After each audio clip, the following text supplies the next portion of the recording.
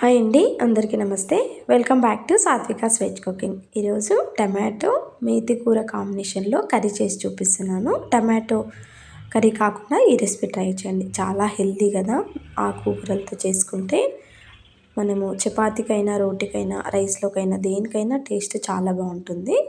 మీరు కూడా సింపుల్గా ఈ కర్రీ ట్రై చేయండి. ఫస్ట్ టమాటోలు తీసుకొని ఇలా వీడియోలో చూపిస్తున్నట్టుగా చిన్నగా కట్ చేసుకోండి. పెద్ద ముక్కలు కాకుండా ఇలా మీడియం సైజులో కట్ చేసుకుంటే సరిపోతుంది. ఇప్పుడు గిన్నెలోకి వేసేసుకోండి. చిన్నవైతే 6, పెద్దవైతే 5 తీసుకున్నాను. ఈ విధంగా కట్ చేసుకున్నాక దీనిలోకి ఒక ఆనియన్ కూడా కట్ చేసుకోవాలి. మెంతి కూర సన్నగా తరుక్కొని పెట్టేసుకోండి. ఒక 2 కట్టలు కాడలు తీసి కట్ చేసుకోవాలి. ఆవాలు, జీలకర్ర, పల్లీలు, ఎండు కొబ్బరి,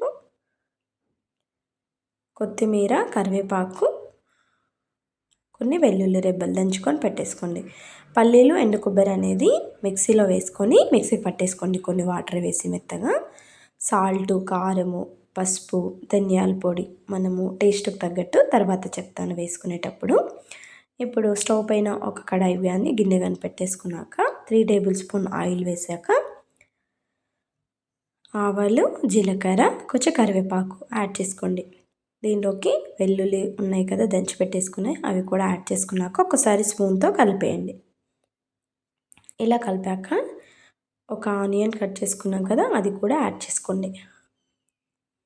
అది కూడా వేసాక ఇప్పుడు స్పూన్తో మరొకసారి కలిపేయండి ఆనియన్స్ని.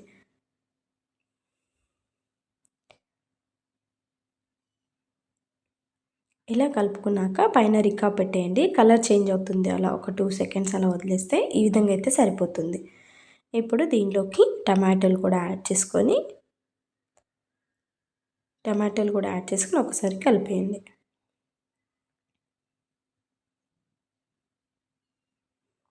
టమాటోలు వేసినాక ఇప్పుడు మెంతి కూర వాటర్లో వేసి బాగా కడిగి వేసేసుకోండి. ఇసుక ఉంటుంది, మ్యాక్సిమం వాటర్ పోసి ఒక 2 టైమ్స్ కడిగి యాడ్ చేసుకోవాలి. ఇలా యాడ్ చేసుకున్నాక మళ్ళీ ఒకసారి స్పూన్తో కలిపేయండి. ఇలా కలిపి రికా పెట్టేయండి. ఇది సిమ్లో పెట్టి మనం కర్రీలు మగ్గిస్తే అప్పుడే టేస్ట్ అనేది చాలా బాగుంటుంది. చూడండి ఈ విధంగా మగ్గుతుంది మ్యాక్సిమం. ఇప్పుడే సగం కర్రీ అయిపోయినట్టే అండి. ఇప్పుడు దీనిలోకి 1 table spoon salt, 1.5 table spoon కారం,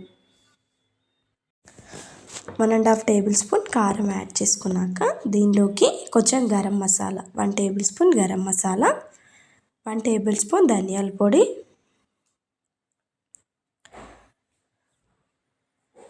కొంచెం పసుపు, కలర్ కోసం ఒక 1/2 టేబుల్ స్పూన్ పసుపు యాడ్ చేసుకొని ఇప్పుడు కలిపేయండి మొత్తం. ఇలా స్పూన్తో బాగా కలిసేటట్టు కలిపేయండి. ఇప్పుడు దీనిపైన రిక్కా పెట్టి మళ్ళీ ఒక 2 సెకండ్స్ అలా ఉడకనివ్వండి. చూడండి ఇలా 2 సెకండ్స్ రిక్కా పెట్టి ఉడికిస్తే పైకి ఆయిల్ తేలే వరకు ఉడుకుతుంది. ఇప్పుడు రిక్కా తీసినాక ఒకసారి స్పూన్తో ఈ విధంగా కలిపేయండి. ఇప్పుడు పల్లీలు, ఎండు కొబ్బరి మనం అప్పుడు చూపించాను కదా అది మిక్సీలో వేసి వాటర్ పోసి మెత్తగా ఈ విధంగా పట్టేసుకొని వేసేసుకోండి కర్రీలోకి. ఇదే వేస్తే టేస్ట్ అనేది చాలా బాగుంటుంది కర్రీ. ఇలా వేసాక ఒకసారి కలిపేయండి. ఇలా కలుపుకున్నాక మీకు చిక్కగా అనిపిస్తే మరి కొంచెం వాటర్ వేసేసుకోవాలి. వాటర్ పోసి మళ్ళీ ఒకసారి స్పూన్తో కలిపేయండి. ఇలా కలుపుతూ ఉంటే మనకి తెలుస్తుంది కర్రీ గట్టిగా ఉందా ఎలా ఉందో అని. ఇప్పుడు దీనిలోకి కొంచెం కొత్తిమీర యాడ్ చేసుకొని మరొకసారి కలిపి రిక్కా పెట్టేయండి. 2 మినిట్సే పెట్టండి, ఎక్కువ టైం అవసరం లేదు. జస్ట్ పెట్టి తీసేస్తే మనకి కింద అడుగంటినట్టుగా పైకి ఆయిల్ తేలుతున్నట్టుగా అనిపిస్తుంది. చూడండి ఈ విధంగా అయ్యాక స్టవ్ ఆఫ్ చేసేసుకోండి.